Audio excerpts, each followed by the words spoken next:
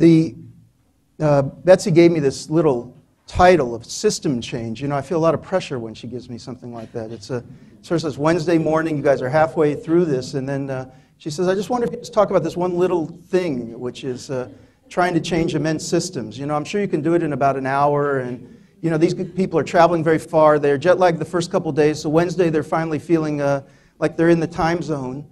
And now if you can just give them those secrets of what it takes to be, to change, she goes, that would be really great. You know, then they can go home with something and make these big differences. And I felt an immense amount of pressure with that.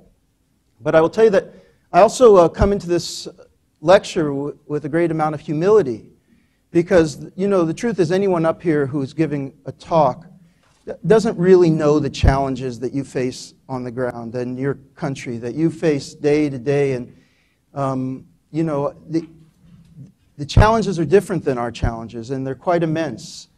But what I thought I would do in this talk is to try to reflect a little bit on some of the experiences we've had.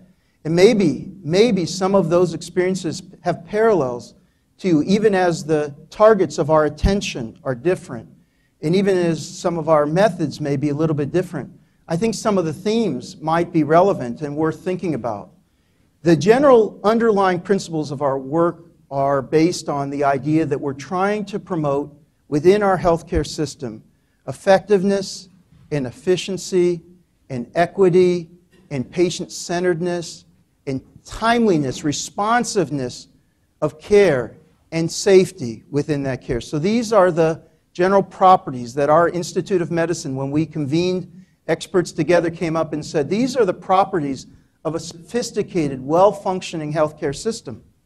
And what's interesting, I'm a cardiologist, and within my field, there is a great effort to try to get people to be looking this big at problems instead of looking at it as a sort of interrelated problems that touch patients and fields of medicine and social determinants of health, and trying to understand the integrated solutions. So I'm taught in many reputable institutions about how to think very small. But the problems actually require a large integrated vision. And so it's no wonder that within medicine we have people who are, in general, poorly equipped to actually address the major problems that are facing us. Because our whole frame of reference, our whole way of looking at problems tends to be very much fragmented, not very holistic or integrated across the entire problem.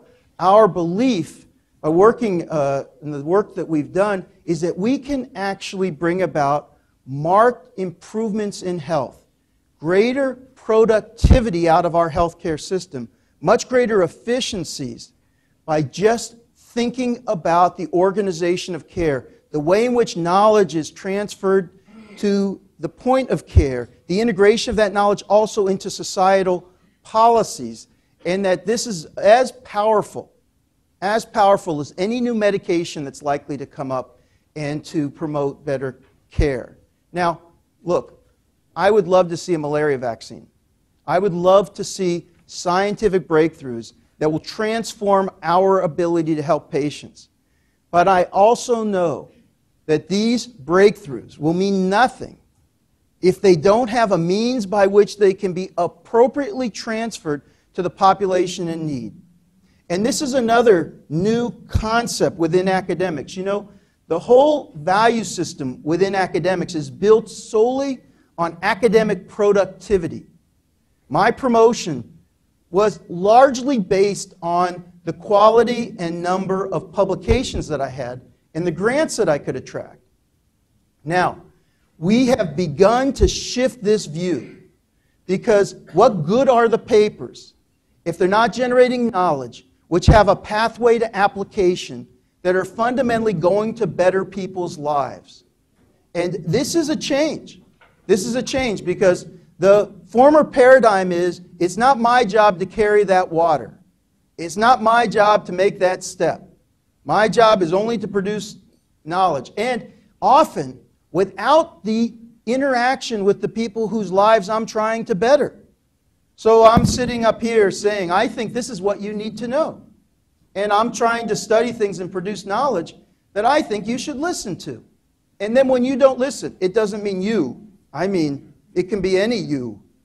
When you don't listen, that's your problem. I don't know why you don't listen. And when people's lives are not bettered from it, well, what fault is that of mine? We're trying to change that view. We're trying to say, how do we begin to think about the generation of knowledge, and at the time we're generating the knowledge, pay attention to its proper application. And also to generate knowledge about that application.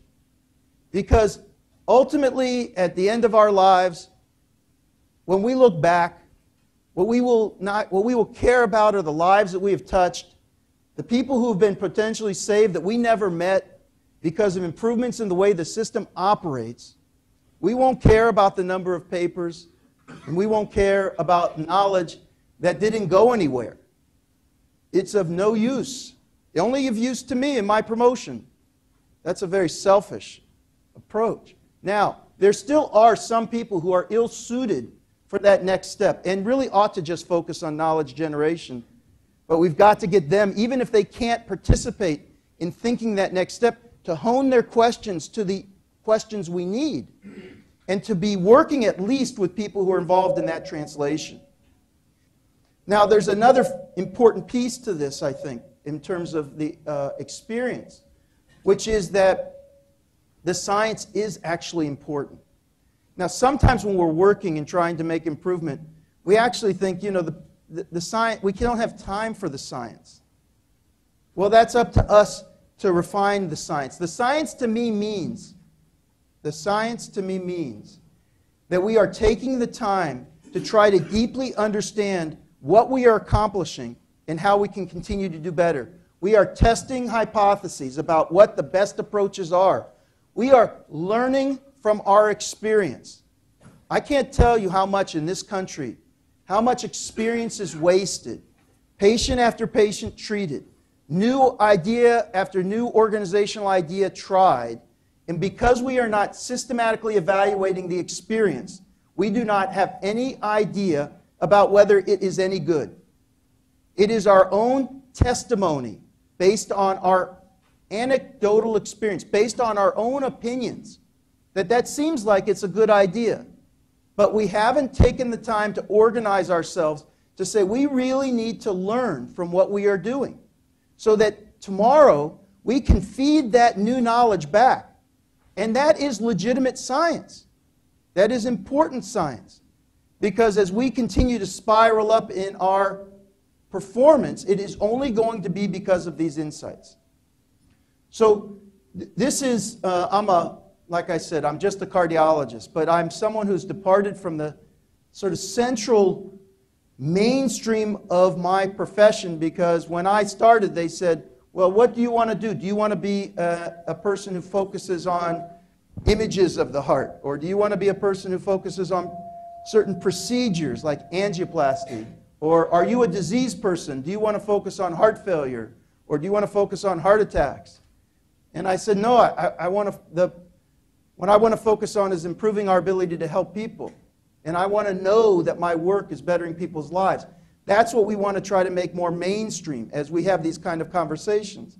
And so that will stretch from the biology to the clinical arenas to the social and political areas within the countries, because our accountability, our success is only going to be measured when we can demonstrate that lives have been bettered because of the efforts.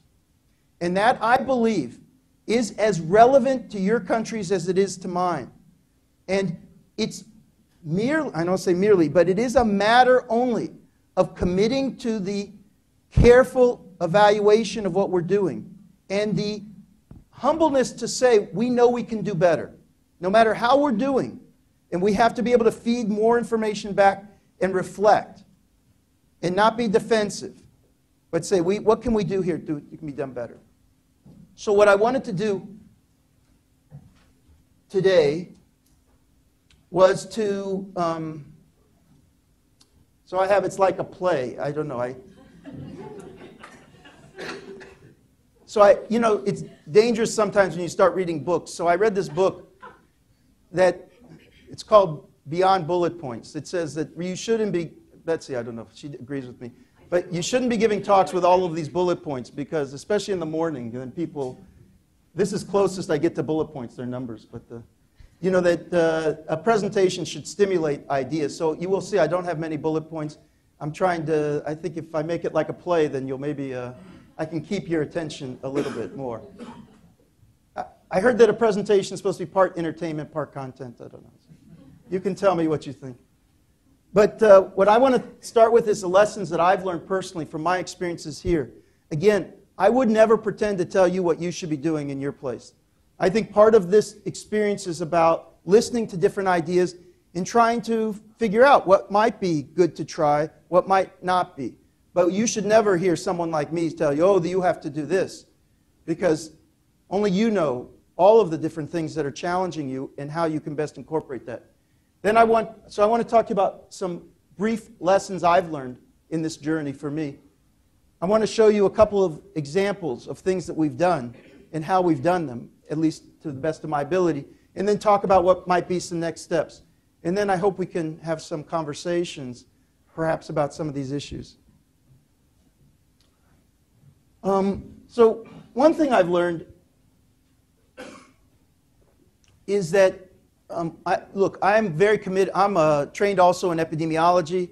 I believe strongly in understanding the larger numbers.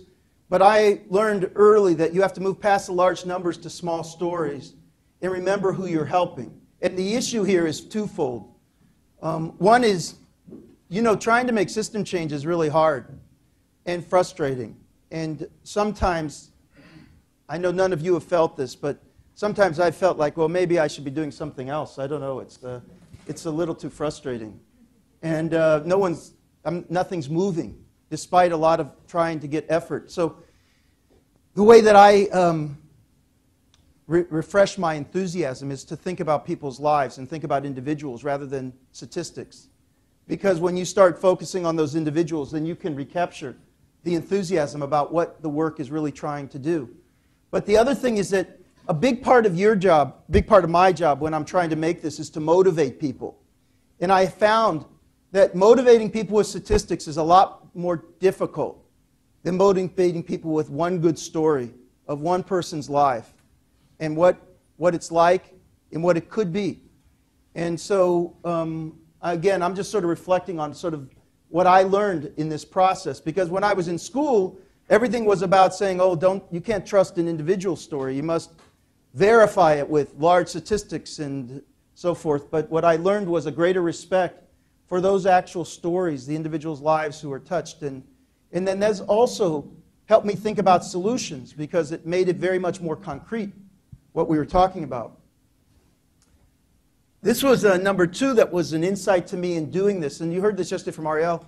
But it is, I think, in some ways the central focus of much of the work that Betsy and I have done together, which is paying as much attention to the how. Oh, I didn't even write this in good English. Paying as much, never mind, this is my fault. But it's paying as much attention to the how as to the what. It's not your English, it's my English. It's not good. I typed it too fast. But this is something which is missing so much in the United States. So here's the typical paradigm in the United States if you're a medical student. I know we have a mix of physicians and non-physicians here. So for the non-physicians, we go through rigorous didactic over the first couple years. And it's all about the what. And the assumption is if I tell you what to do, that is how to treat this or how to treat that, or you understand the pathophysiology of disease, and you understand that this is a pill to treat something, that can stop there. That it's not any emphasis on actually how you would get this done, or that there might be variation in its application or the way in which it's done. And so this has become a central focus of ours, which is that, okay, we need a good what to do. That science has to be solid about what's the right thing.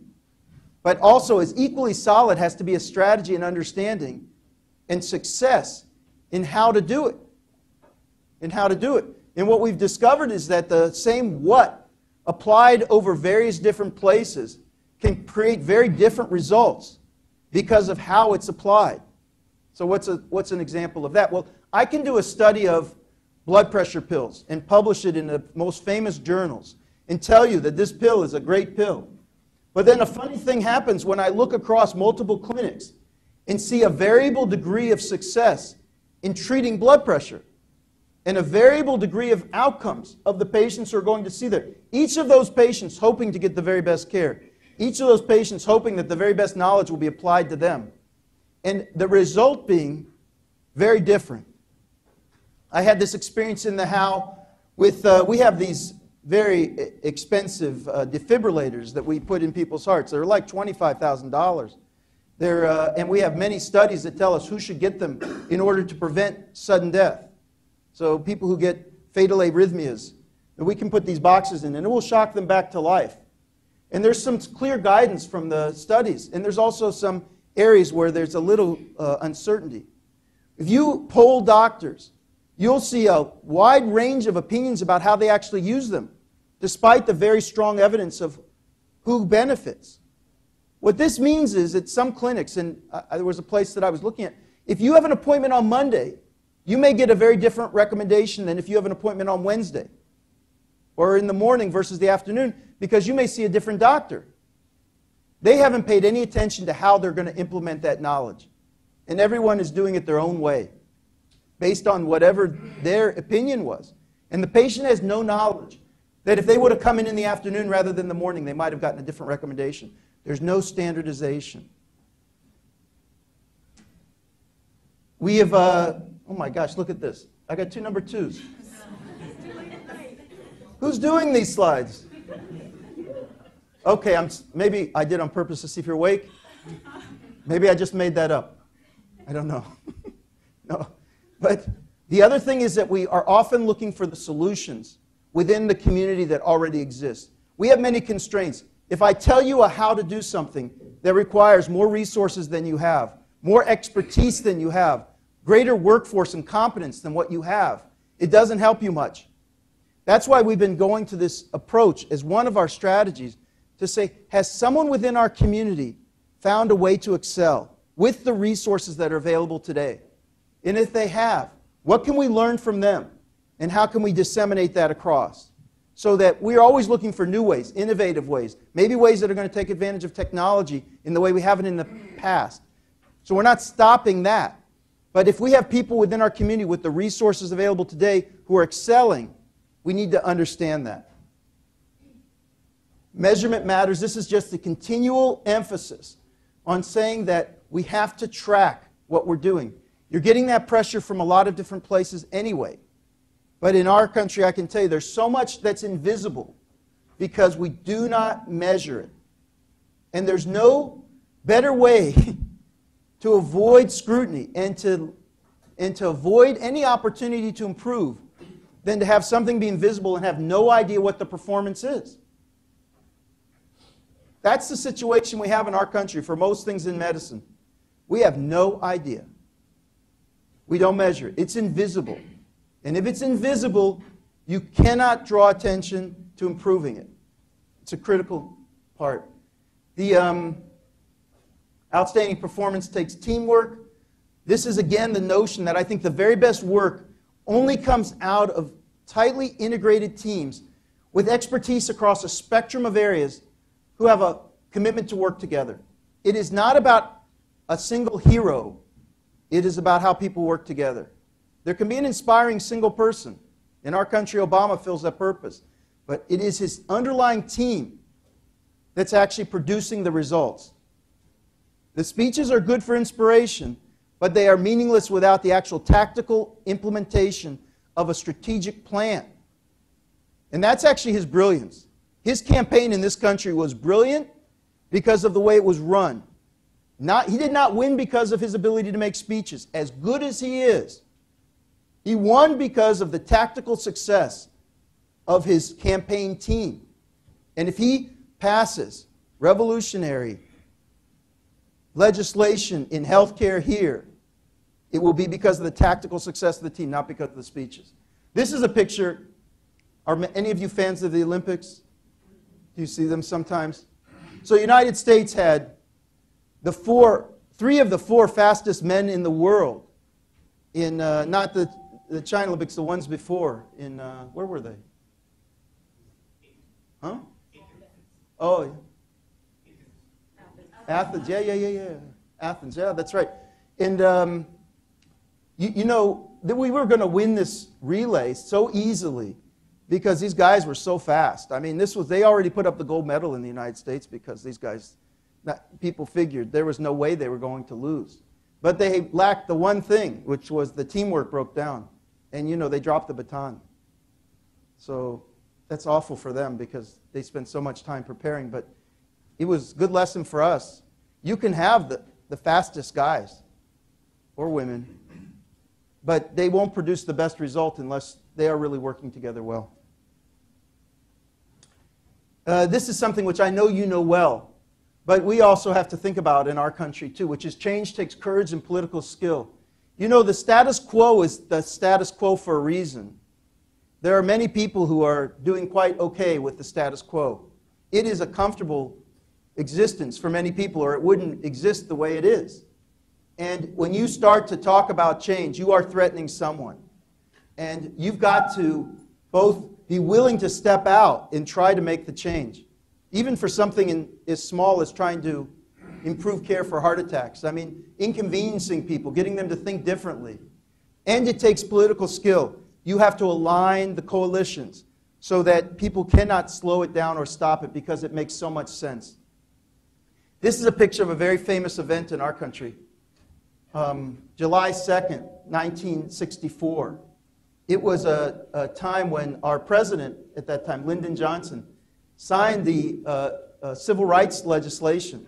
In this picture you see Martin Luther King among all these mostly white men, legislators, who Lyndon Johnson was able to navigate through legislation that said we would no longer allow discrimination in this country. You know, even in 1964 in this country, there's, well, even today, but in 1964 in laws, you know, there were highly discriminatory laws. And this put an end to that. And it was a remarkable feat by a president to navigate this because he has to disturb the status quo. He has to say this isn't going to work anymore. Now, it's a remarkable leadership by Martin Luther King also. But the interesting thing by Johnson, they said when he put down the pen, he said the Democrats have lost the South for a generation. He knew that actually there was going to be a large part of the United States that would never vote for his party as long as they were alive because they so were against the idea of equal rights. I mean, it's so offensive, but it's true. And he was right. The Democrats did not win the South, again, for a generation. Even now, some of those states are hard to win. But he said it's the right thing to do, and he did it. So what are our case studies? I just want to show you some examples of things that at least we've been involved in and may give you some ideas about what you can try to do. So this is a drug. I'm going to give you examples in cardiology. It's a place where I've done the most work, but I think, as I said, the themes relate. So this is a drug, propranolol, Betablocker, a drug that blocks certain substances of the body which will cause the heart to beat stronger and faster. And this is a picture of the figure that was in the journal that showed that if you give this drug to people who have had heart attacks, that you can improve their outcomes. And what this is showing is cumulative mortality over 30 months of follow-up, and the group that got the pill did much better than the people who got placebo. And this pill, by the way, led to, there was a fellow, Sir James Black, who got a Nobel Prize for this pill and actually another pill. It's to much fanfare and a success. So there would be no greater thing than the invention of this pill. We can improve heart attack outcomes. The guy who did it got much accolades, much success from it, won the Nobel Prize, and everyone thought that we were done. This is all the what? The result really was a 20% improvement in survival. Most of us would appreciate if we have a heart attack to get a pill that we can take every day. That would give us a 20% reduction in risk with a 20% improvement in our likelihood of survival. It's pretty good. And so we knew the what. So almost every textbook of medicine that you looked at had quickly incorporated this into their chapters on how to treat heart attacks. And this knowledge was being codified and taught. And it was on our tests when we became doctors and when we became cardiologists. And so there was no controversy within the entire field about the value of this pill. And so this is it. You know, this is how medicine was. And so we could say we can stop now because we can go to the next problem because we've got this problem solved. But 10 years after the trial was published, 10 years after that knowledge was consolidated and people knew what the right thing to do was, this was a situation we had in our country. So this map of the United States, and Alaska and Hawaii really aren't that close to California, but they're out here somewhere, but I have to pull them in for the slide. Just so you know, in case you wonder about my geography. But so in each of the states, we looked at how we were doing with this. This was part of a government study where we actually took every patient hospitalized with a heart attack who was in our Medicare group, which is 65 and older, and we reviewed their charts. 220,000 medical charts were reviewed. And we said, how are we doing on this use of this drug? Among other questions. We ask other questions too. And this is what we found by state. That, by the way, the average in the country was 50% of people were getting the drug. 50% of people who had no contraindication, no reason not to get the drug. We went through the charts. Any reason that was documented why they might not get the drug, we took them out. We didn't consider them. So only the people in this study we kept in were people who had absolutely no reason not to get it. We called them ideal candidates for the drug. Perfect candidates for the drug.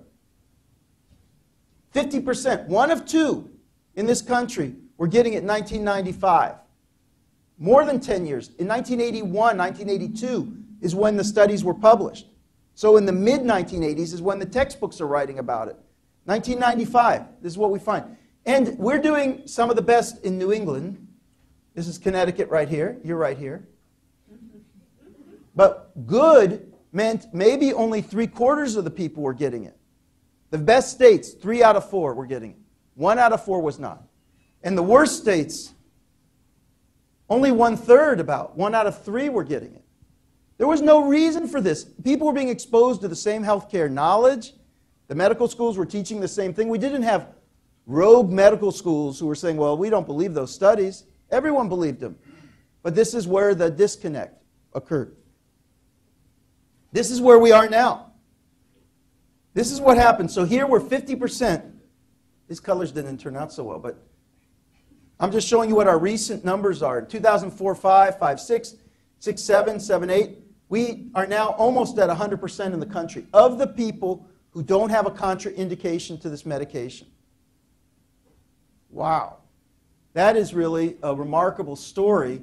And I think it starts, this is our beginning of an appreciation for how you bring about this change. But the lessons I talked to you about in the beginning are part of it. But to me, there were two key things in this story that are worth talking about. One is that measurement did really matter. Now, part of this lesson is that it can't be all about the measurement. If you're spending all of your energy measuring and none of your energy trying to improve, then it doesn't help. It's not about the measurement. But measurement can break the trance. You guys know trance? I mean, you know, people are hypnotized in a way. They're thinking in a certain way. And the numbers, particularly if they're done well, by the way, no matter what numbers you put up, people fight the numbers at first. They can't believe the numbers. They don't coincide with their experience. If you would have asked the doctors before we measured, what % of those patients are you treating? What do you think they say? Yeah, all of them. I didn't have one doctor who said, you know, I knew we were only treating half the people. I didn't have one. And we talked to lots of people. When we first started publishing this information, I mean, I would get hate mail. Oh, that can't be true. You know, I know that's not true. We said people go through stages, you know, and their first stage is denial, you know, where they say they can't, believe it, you know.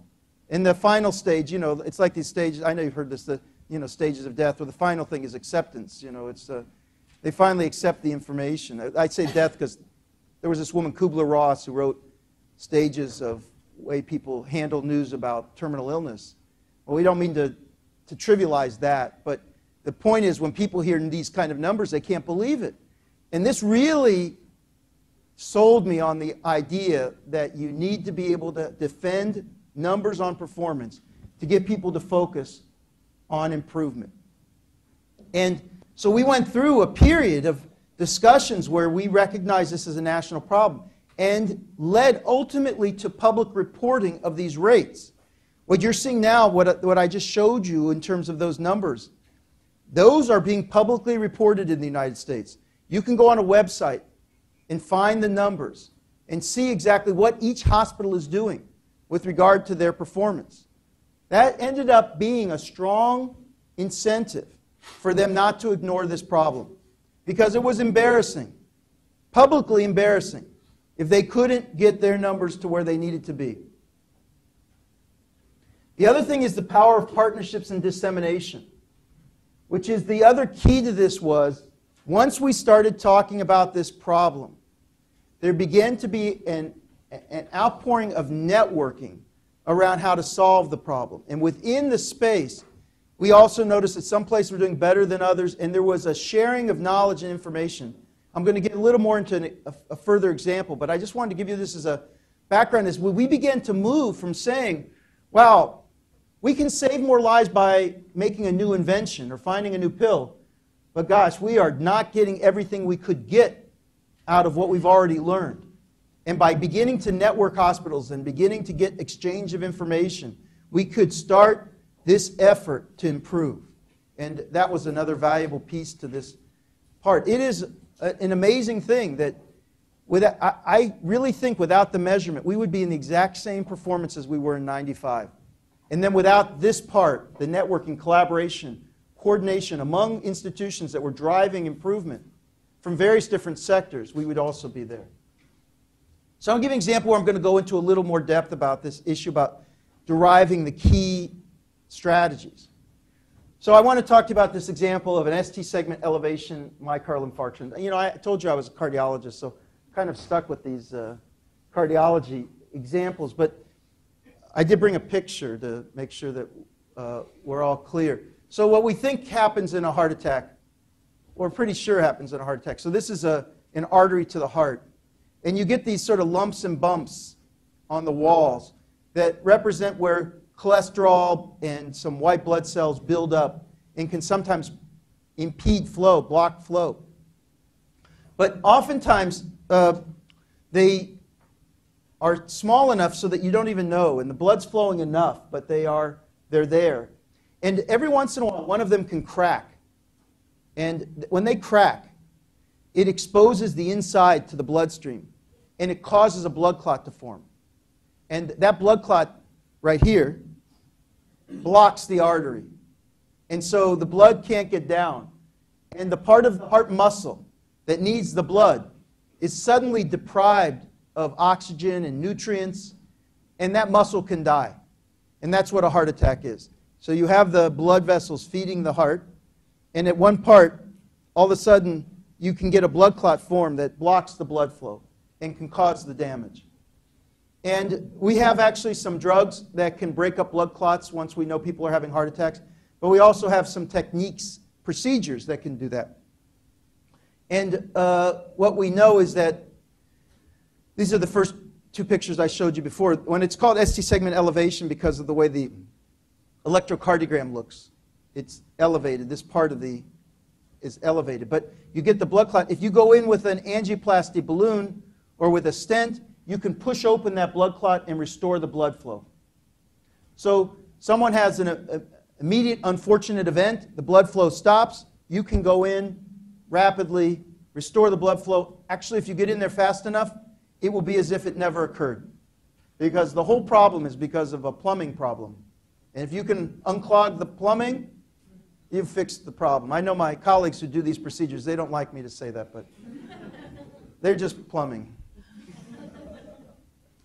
But the thing is, unlike your drain, it doesn't matter if you call the plumber today or tomorrow, it's inconvenient. If your heart is in jeopardy, is at risk, then actually time matters. And you can imagine, the faster you open it after it's formed, the better people do. This is a figure that we published that just shows there's a measure that we use, which is how long does it take from the time you come to the door of the hospital to the time that they open that artery? How long does it take? And what we found was the faster they open it, this is mortality here. This is what % of people die. The faster they open it, the lower the mortality. Well, it makes sense. If I have a blockage and my heart's being deprived of blood flow, every minute is causing more damage and causing bigger problems. And for some people, it sort of opens and closes. It doesn't immediately close. But so you need to get in there before it completely closes off and causes the damage. So imagine what somebody today, anyone you met on the street, they have a heart attack. They might want to know, well, if I go to the hospital, am I going to be treated quickly if I have a heart attack? That might be important to them. I think it would be important to me. But here's what we found in terms of our performance across the country. I'm just going to take a minute on this slide. So these are 4 years, 99, 2000, 2001, 2002. Now, you may think I made a mistake again on the slides because they all look the same. But that's because our system was so good. We had such a good system that it was getting the same result every year. This is the part people say, well, you've got to decrease variation in practice. Well, we didn't have any variation in practice. That doesn't mean that's good enough. We had no variation on very poor practice. People would marvel, how did you create a system that didn't change? I said, well, we're very good at bad performance. But what this shows is the green are the % of patients that were being treated within 90 minutes, an hour and a half. By the way, our guidelines said you should at least be treated within an hour and a half. That's the most time it should take because this is a life-threatening situation, and you should be able to do that. The yellow is, well, additionally up to 2 hours. The red is what % of patients were taking more than 2 hours to be treated from the time they came to the front door of the hospital to the time that they were opening that artery. And it was a third. And every year it was a third and a third and a third and a third. More than 2 hours. And when we started looking even at our own place, we were 2.5 hours at Yale New Haven Hospital in 1998. 2.5 hours. And we started looking at this and trying to understand it and saying, wow, people were fighting over who was going to transport the patient. And people were like, there was no protocol. It was every time someone would come in, it would be reinvented, the process that they would be taken care of. Who would call? Who would they call? I'll tell you just one other quick story. We would sometimes fight over the doctor, who we would call doctor, and someone would come in and they would say, well, I think they have a general doctor. So they don't have a cardiologist yet, so we don't want to call the cardiologist because the general doctor might get mad. So they would try to find the general doctor, and then the general doctor would get on the phone, and then they would take some time, and maybe even they would come in and see the patient. They say, yeah, this needs a cardiologist.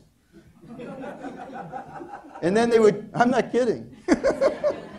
I wish I was. And then they would try to decide with the cardiologist. Now, sometimes in our country, the referral is like a gift because they're trying to figure out who they want to give the gift to. And maybe sometimes it's even those specialists are giving holiday gifts back to the generalist or something. So they have relationships that they're trying to do. So I wonder who I should call today. Okay, I think I'll call this person. And by the time they got, that's where 2.5 hours went. Sometimes 3 hours. I was just saying, this is my little interlude on the slides, but there was a time when people said, it is impossible for us to go faster. We are all moving really quickly. We're top professionals. We cannot go faster. We heard that so many times at my own institution. We cannot. They said, follow us around. We are busy, and we are working hard, and everyone is focusing on doing the best job we can. We cannot go faster than 2.5 hours. That's what they told us. Many times they told us that. So I was just saying, I like this. In English, we often say nothing is impossible, but then Adidas took this into possible is nothing for the Olympic ad campaign. I always like these slides. I don't know if you saw these, but they're some of my favorite. But I also like the idea that impossible is nothing. That there will be many people who tell you something is impossible. That tells you probably you're onto something. It's something important. And the stronger they tell you it's impossible, the more you can be confident that there's something there that's worthwhile and worth thinking about. But anyway, I thought whoever made this ad campaign, it was nice. Not only because there is the appearance of someone excelling, but it's everyone behind that person to make that success possible. So this is what we saw when we really looked closely at all the hospitals. And this is work that Betsy and I did with a team of people. We also worked on the Betablocker, worked together. And what we saw was that, this is interesting, there's some hospitals in the United States that were going quite fast. Not only under the 90 minutes, but actually some really doing much better than that. And that there were some that were much worse than that. And this is in, I think, 2002 or something like that. By that time, Yale New Haven Hospital was a little bit better. Actually, we're starting on a real path towards improvement. But there's still some out here very long. And we stared at the figure for a long time because we were very interested in this group. And this is where we said, gosh, we can talk about people saying, we need more money to do better. Okay, we're doing the best we can, but if you give us more money, we'll do better. Or if you, I don't know, change something, we'll do better. But we said, with the resources that already exist in our system, our healthcare system, there's some that are really doing well. And we were asking ourselves the question, what made the difference? What was it that enabled these institutions to have truly outstanding performance? How did they do it? And that became a central focus of ours because we thought, well, there are lots of ways to try to improve the time. I mean, maybe one way is to invent something new that, I don't know, some new clock that, or some new something. I don't know. I mean, this was going to be strictly, how did they move the patient? How did they diagnose the patient and move the patient to the definitive treatment in a rapid way? And we were very interested in this. And so this is we began to identify several key strategies. We went out and visited the top performers. I will tell you, when we visited them, no one was ever surprised that we were visiting them because they were top. We would call them up and say, can we visit you? And they say, yeah, we do this really well. It was never an accident. They never said, wow, that's a surprise.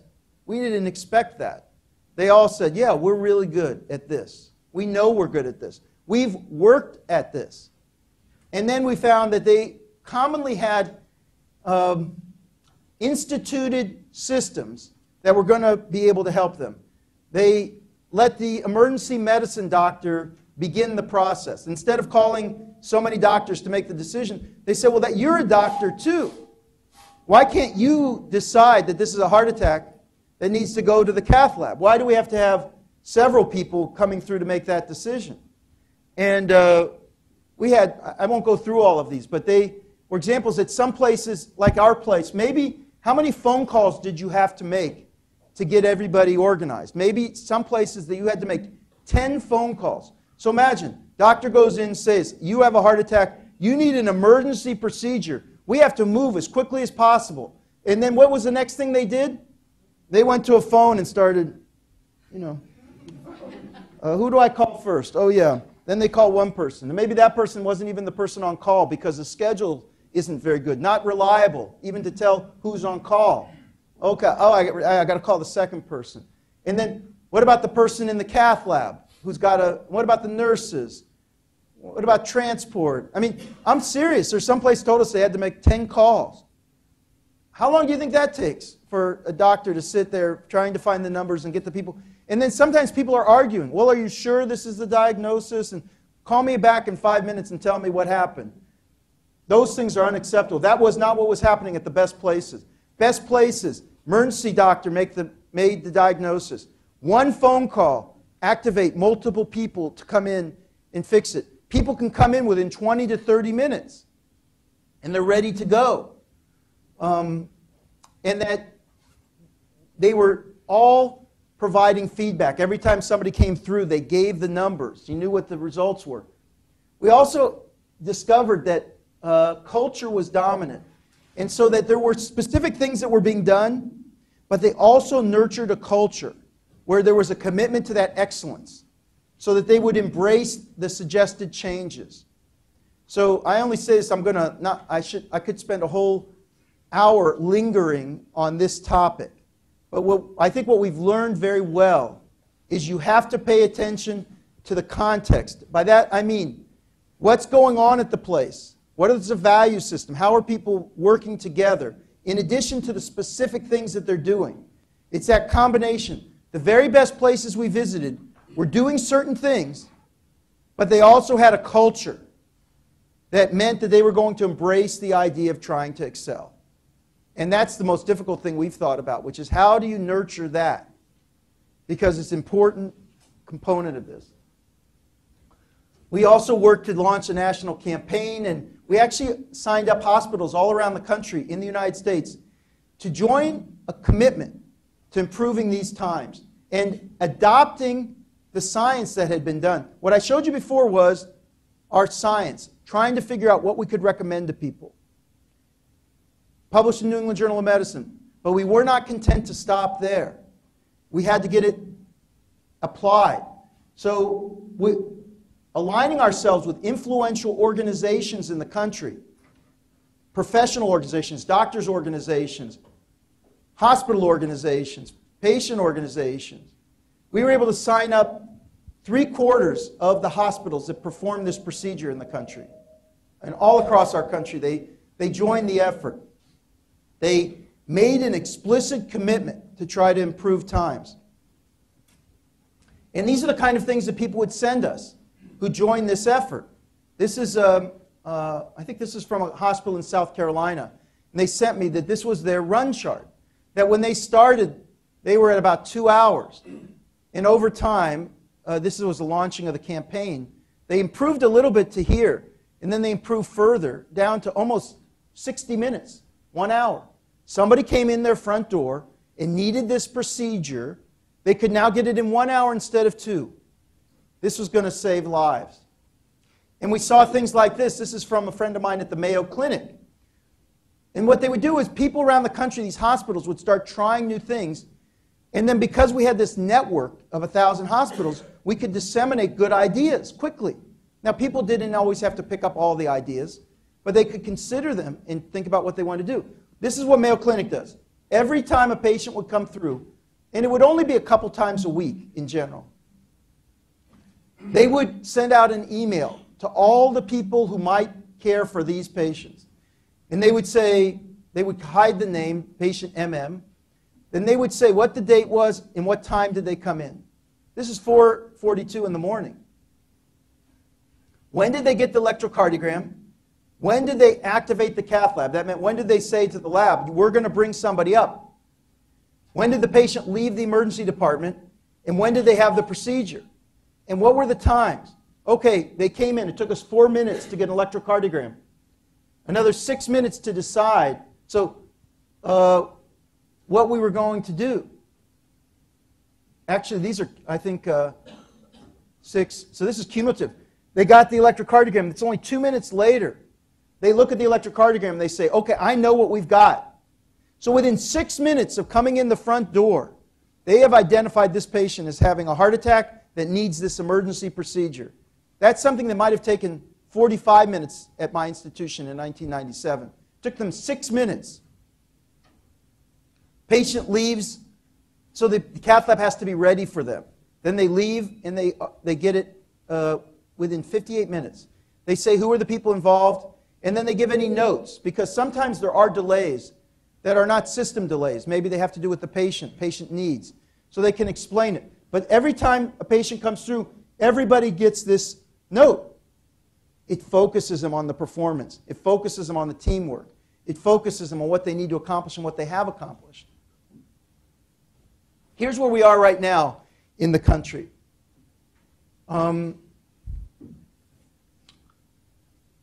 First quarter of 2008, now 3/4 of the patients are being treated within 90 minutes. And we're getting a lot of reports of people being treated within 45 minutes and 50 minutes. But 3/4, remember I said this was the number that as late as 2001, and I can tell you 2002, 2003, only 1/3 of patients were being treated this fast. And it continues to improve, where we're almost at 90%. Now I can tell you, actually the number shouldn't be 100%. Because there are some patients who come in with more than one problem. Maybe they also have had trauma. And actually you have to attend to that first. There may be some things even more important than the heart attack. So we don't actually expect to get to 100%. But it's an example of what has occurred in this country through the science of trying to understand the what and the how. And then the political process of aligning the forces to make this an irresistible opportunity for improvement. And I should mention, also publicly reported. These are on the website. You can see what the hospital's success rates are in treating people quickly. This is a major success for us. And we're still trying to learn all the lessons from it, because it still took too long to make this happen. How can we shorten the cycle times to make this kind of improvement? But this is one thing that's happened that's very gratifying. I can't completely tell you exactly how it happened, but I have some ideas. But in the period from 1995 to 2006, there were in general no major new breakthroughs in cardiovascular medicine for the acute treatment of MI. There were some new anticoagulants that were put out. We're using more angioplasty, but in general, there was no breakthrough that occurred. But we focused a lot on quality. We focused on improving our systems of care. We focused on the kind of things that I've been showing you, getting people the right medications at the right time, making sure we're giving more timely care, focusing a lot on safety issues and communication issues. This is what happened in the country. This is a histogram. These are number of hospitals. So the height of the bars represent number of hospitals. This is the 30-day risk standardized mortality rate. So this is taking into account how sick the patients are in your institution. We estimate what your mortality rate is. That's your performance. And look at this. These light bars, which are hard to see but extend like to here. So this is the distribution of hospital performance in 1995. The 30-day, for Medicare beneficiaries, that's those people 65 and older, the 30-day risk standardized mortality rate was about 19%.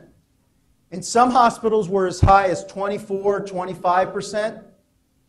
And at the low end, we were around 16%. So the spread is almost 10 points, more than 10 points.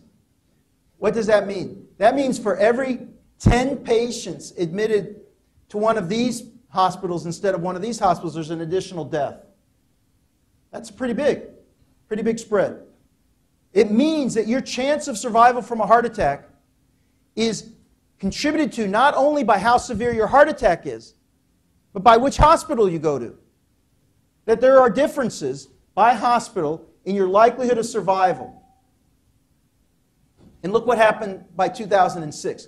We shifted the entire performance curve so that what was good performance in 1995 now is not that good a performance in 2006. If you stood still as a hospital in your performance, then you are now lagging. You are lagging. You're not doing well. You could have been an outstanding performer in 95 if you stayed the same place. There's nothing special about you now. And the whole curve, this is when we're saying in this country, we were not going to only look, an expression, we were not looking for bad apples. We weren't just looking for the one person or the one hospital that was just doing everything awful and killing people. We were looking to make entire system change so that the entire assumptions of performance were going to shift. And we were going to shift everyone. We weren't just going to say, we have to look at these hospitals and fix them. We said, we are not happy with this distribution. We've got to improve the performance of everyone. We've got to shift this entire performance and figure out how we're going to do that.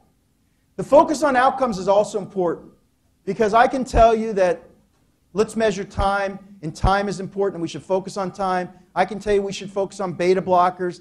But from a patient perspective, our bottom line are more people surviving. Because if they're not, then we have to question our assumptions about what we're doing in the other places where we think we know, we're confident, that if we do this, then that should be better. We have to, at the end of the day, ask what's happened to patients. Not have they gotten more pills, not have they gotten treated faster, but do we have evidence at the end of the day that they actually are doing better? I would love to have actually quality of life data so I can know even more completely if I've bettered people, not me, as a group, everyone working on this, if we can know that we've bettered people's lives. But certainly the survival to me is at least one indication that there have been improvements in the system. So last, just take a few minutes on this. I wanted to just go through for a second this issue about the positive deviance and some of the things. We have, I don't know, Betsy, if we've distributed that paper.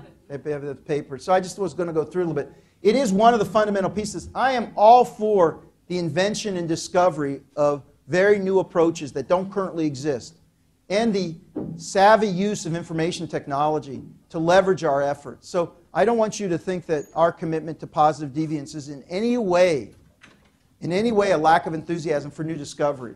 But it also allows us to discover within what's currently going on ways that may have beneficial approaches. So the positive deviance is, the first step was we identify these positive deviants. And then these are organizations that consistently demonstrate exceptionally high performance in an area of interest. And then we study them in depth using qualitative methods to generate hypotheses about practices. We actually do this in a rigorous fashion to say, what can we learn from them? And how can we begin to think about what's really making them excellent? Now, it could be that it's really has nothing to do with them. It could be that for some reason, either the way that we're evaluating them, or the kind of patients that they have, or there's something about them that's not about how they do the work. But maybe, just maybe, it's actually they've figured something out that can be generally applicable across the entire community. And we want to know that. But we also want to test this. We want to see what happens if the other places start adopting this. Will it matter? And can we work in partnership with other people, we call key stakeholders, other people with interest in this, including potential adopters, to disseminate the information. The final step is not just the insight, not just the knowledge, but then how can we work to apply it and make it stick, right? Get people excited about it and then incorporate it. We want the effort to improve to have to go away because the way of doing things has become so embedded that it's just the way they work now. So it's not that you have to have a constant infusion of energy and focus on it. My hope on the timeliness of treatment is that in the places that have improved, you can abandon the quality improvement team. They have to continue to monitor results, but they are at a new equilibrium. They're at a new standard of performance because of the way they've changed the system. There are just a couple of other things we learned, particularly in the beta blocker piece, that were very beneficial for success. And I just wanted to list them for you. Because I have been advocating to say it's almost not worth doing a project unless you can check off these attributes of the project. One, can you articulate a specific goal? I've been on so many projects where the goal is so vague. I mean, it's very inspiring to improve health or to improve outcomes, to improve heart attack care. But it doesn't help me. I need more specificity. I need more precision in language to know what exactly are we trying to do. And if anyone on the team is asked on the street, what are you doing? They can say in one sentence, here's what we're trying to do. In the case of Door to Balloon, in case of that timeliness, we said we want 75% of the hospitals to be treating patients on average less than 90 minutes. Everybody knew that that's what we were trying to do. It was in our top. We were very specific. We said, that's our goal. And then we tried to get there. And when we saw hospitals that excelled, they had put very specifically what they were trying to do. They could have a larger goal of what all of their efforts are intended to accomplish. But in healthcare, I think we have to get very concrete, very specific. Administrative support. Is it you, or is there really someone behind you that has power in the organization, in the country, who believes in it? Because the more it's you as a singular cheerleader, well, there's always the possibility for a remarkable individual to make change. I mean, I'm not sure Gandhi had much administrative support. But I don't know how many Gandhis there are. For sustained, embedded change, in general, for us normal mortal people, unless there may be some Gandhis here, which would be really great. But even Gandhi probably would have benefited from more administrative support. This is a key feature. Are people behind you? Because if they're not, what are their priorities? Because you have to make sure you're aligned, or you may be wasting your time. Clinician leaders, at least here in the States, we're convinced you have to have some people who are actually involved in the day-to-day delivery of care. I say clinician, I don't say physician. Physician's important too, but so are nurses, all healthcare professionals. People who know what it's like to do the daily work. Because there are two pieces to that. They bring credibility to the effort, and they bring good ideas. Because they know what it's like to be on the front lines delivering the care. And so they bring a sense of reality to the effort that's trying to be made. You have to ground it. Betsy and I, when we did the research with our team, it's everything we talk about is team-based. It's not us alone, it's the team. We found many things that could improve the times. A couple of the things were things that would not be adopted by every hospital in the country. If we wanted to really promote everything that would improve, then we would have been promoting some things that we knew would never be adopted. One of them, if you have a cardiologist who stays in the hospital all the time, they work faster. 4% of our hospitals have employed a cardiologist to be in the hospital 24/7 through shifts. They go very fast because they have someone who's there. There's no way in this country you're going to convince people to do that. If we had taken that on as a strong recommendation, we would have met so much resistance. I think it would have disabled and unraveled the project. We had to give up some of that because people on the front lines, they reflected to us, don't do that. We don't want to, it's not going to happen. We will fight you on that. It wasn't a fight worth having because if we could get everything else, we were going to get most of what we wanted. It was okay. Systems approach, it's not about the fault of an individual. It's about the system in which they operate. Now, we still need clinicians who are highly skilled and who are committed to the right values. But in the wrong system, there's no one who can excel. No one who can excel. And in the right system, we ought to make it so it's easy to excel. Any athlete who wants to do well is surrounded, any team that wants to do well in sports, they have systems set up in order to foster that success.